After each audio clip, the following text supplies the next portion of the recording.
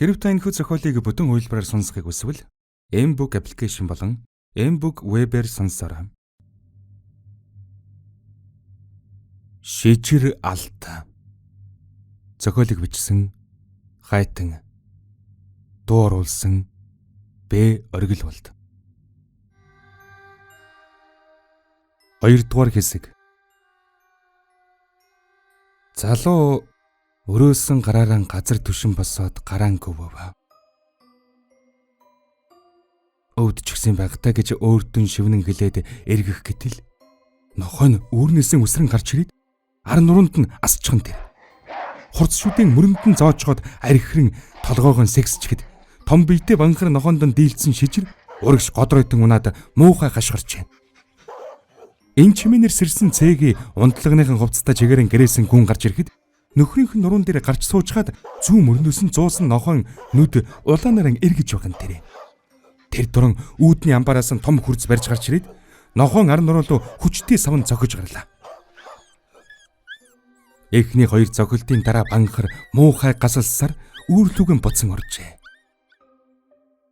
Нөхөр нь түшиж босгоход шижирийн ар нуруунаас цус гарч байх бөгөөд эхнэрийнхэн гараас хурцыг нь булааж аваад би энийг алжчихъя л та. Эзнээ таньдгүй мó адгуус үхэл таарна гэж тэр хаваар нэг харааж загнава.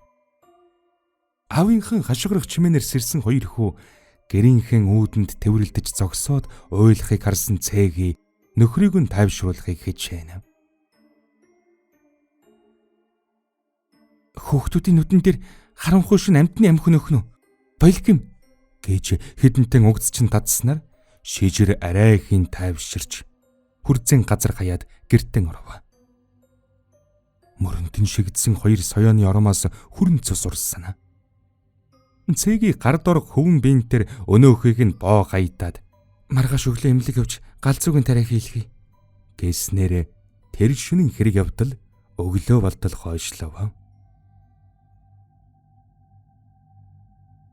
Нар дээр гарсан хойно хамаг биеийн хүн дөр оргиж даагдшгүй хүнд болсон толгоогон арай ядан өргөж боссон шижирийн өмнө би түүшөл чансан ганц нэг хавраг хөршинх нь барьсан талах гээд хэр барагтаад иддэггүй хачин тансаг өглөөний цай урсан байлаа. Халуун шүлнөөс хэд балгаад халбгаан буцаан тавьсан нөхрийнхөн туханд гараа хүргэсэн цээги. Тэ чи чинь пишин шиг болчихж яана вэ?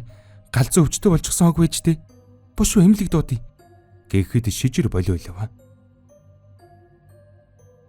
Хүүхдүүд нь хэдийн тоглох гэд гарч чаж. Хэр барагтаад өвчин хилдэггүй нөхөр нь яолсаар буруу харан хэвтгэд цээгийн түргэн дууджээ.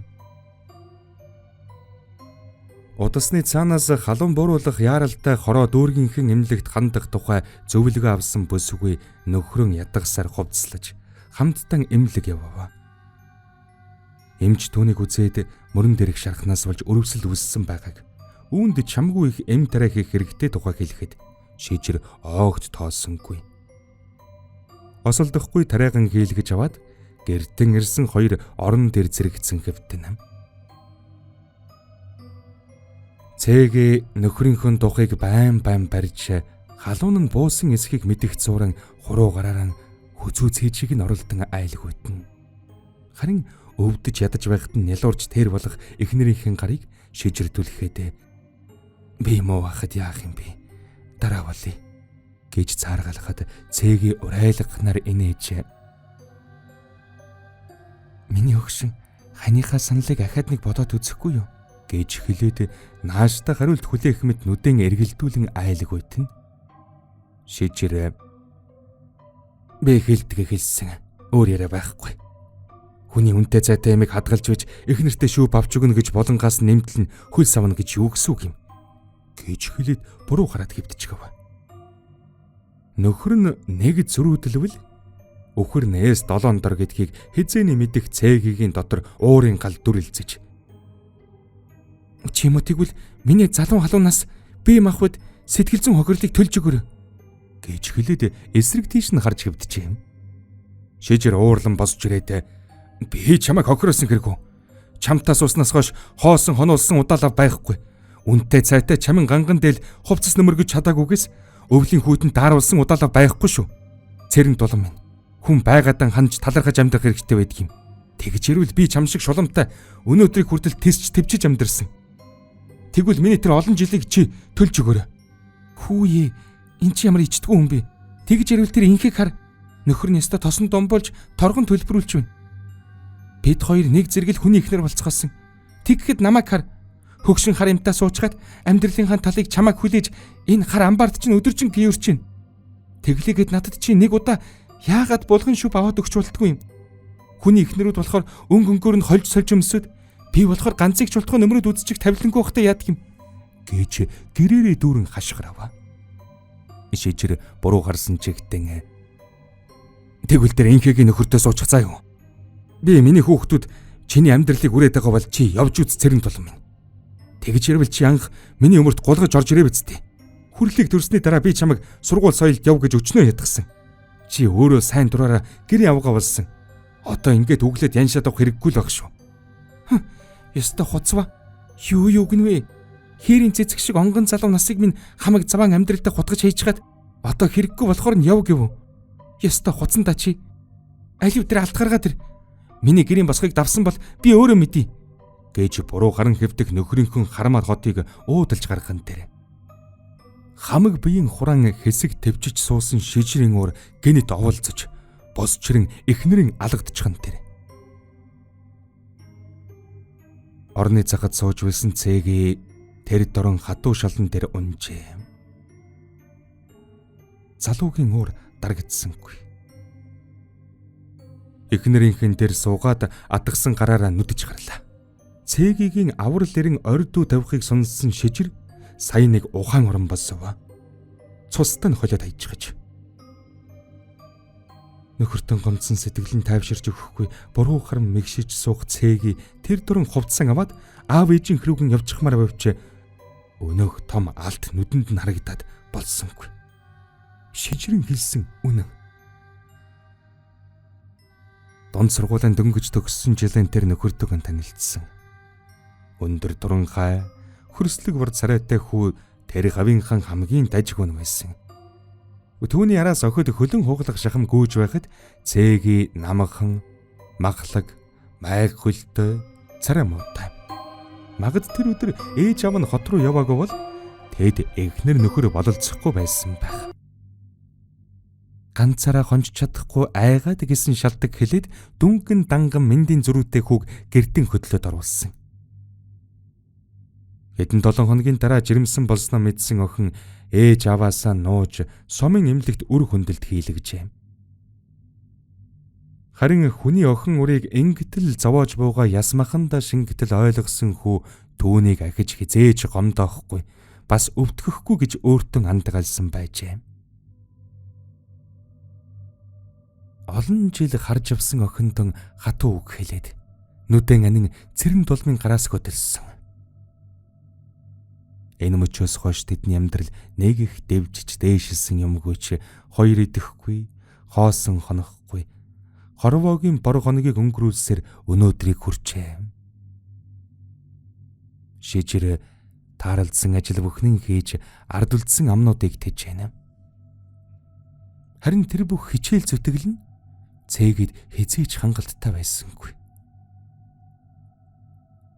Хэрүүлийн муухай үгээр нөхрийг нь доромжлон гадуурхаж өөр босод ирчүүдтэй хүртэл самбагнаж байсан удаа мэрсэр би гэсэн ч амьдралынхаа төлөө махран зүтгсэн шижир 2 сарын өмнө дам дамаа танилцсан хэдэн ирчүүдтэн баригад болон нийлж алтны төлөө ажиллахаар хөдөө явжээ. Газрын гадаргаас олон метрийн гүн нөхөр орж чулуу шороон дунд ажилласан ч олигтой ашиг гэх зүйл унсангүй. Харин тэднийг уурхайн цооног дээр ажиллаж байхад хонин хариулж байсан залуу бүсгүй хүүтэн харцаа ганц нэг боо бор зөвхөн тэрвэрж ирдэг болов. Тэдгээр олон залуусаас илүү өөрөөс нь олон насаар ах шижрийг харахаар хаал ичингүрч илүү их халамжилж буйны хэн бүхний нүдэнд ээлэв. Шижирч түүнийг өөрт нь талдаа байгаад баярлаж алхам алхмаар даварсаар өвөр түрийдэн ороод амжижээ. Залуусыг хот руу буцах болгоход хөөрхий хончин охин дагаж явна гэдэгтэн итгэсээр баатантай ховдсан парад ирсэн тэр. Харин шижир хотод хүлээж суугаа эхнэр хүүхдийнхэн талаар ганц ч уган хийсэнгүй. Хот руу явах замд цайлахаар түр зогсов. Эрчүүдээс илүү додомчлон нээлдэг найз самбааган олноос таслан амин яриа өрнүүлв. Охиныг яах тухай. Харин самбаа хинээж санаанд оромгүй зөвлөгөөг түүнд зөвлөсөн нь шижирт түүнээс өөр аргагүй мэт санагджээ. Тэдний яриаг таслан орж ирсэн охин болзоод залууган аминчхан яриа өрнүүлэхээр сугадаад ард үлдсэн хэдээсэн хол тасрав. Тэр баатантай зүйлэн уудалсаар атгсан гар шиг бол цол алд гарган ирж залуугийн гар татхуулан ашиг муутай ажилласан мэднэ. Би харсан. Энэ ижи аавын минь надад үлдээсэн ганц эрдэнэ юм байгаа. Хоёулаа хотод очихоор энүүгээр хангалттай төвхөнчих бах. Харин чи битгий санаа зов гэж хэлэн газар дээр нь үнсээд гүйчихжээ. Замд гарснаас хойш галан хүзүүтийг зогсоо зайгүй хүнтэрч явсан залуус хэзээнэл охиныг татаж чангаж байдгаараа байгаа харагдана. Шижирч уусан юм толгойд нь гарсныг буцаж олон дээрэн ирээд шаадсан аяга дүүртэл мэлтэлзүүлсэн архийг нэгэмсгагаар ууж орхичээ.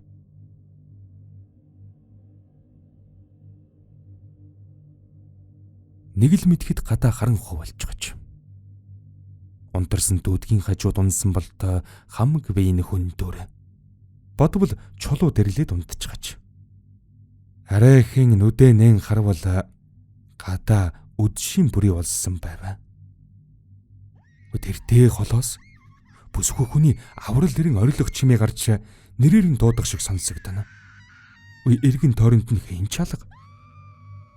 Төдөлгүй өнөөх чимээ тасрав. Хэсэг зөөрөмглөж байтал мөрнөөс нь хэн нэгэн зулгаажээ. Харвал самбаа байв. Хөдлөх болсон дуулгаад цөм машинтан суухад өнөөх охин байдаггүй. Самбаагаас асуувал найз нь зогцоолчихсан. Одоо битгий санаа зов гэхээс өөр зүйл хэлсэнгүй. Залуус цөм муухай царайлан байхыг харсан шижирээ архин гараад шартаа биз гэхээс өөр зүйл бодсонгүй. Гэсэн ч бодлынх нь үзүүрт өнөө охин яасан болоо гэсэн бодол уяатай хിവэр.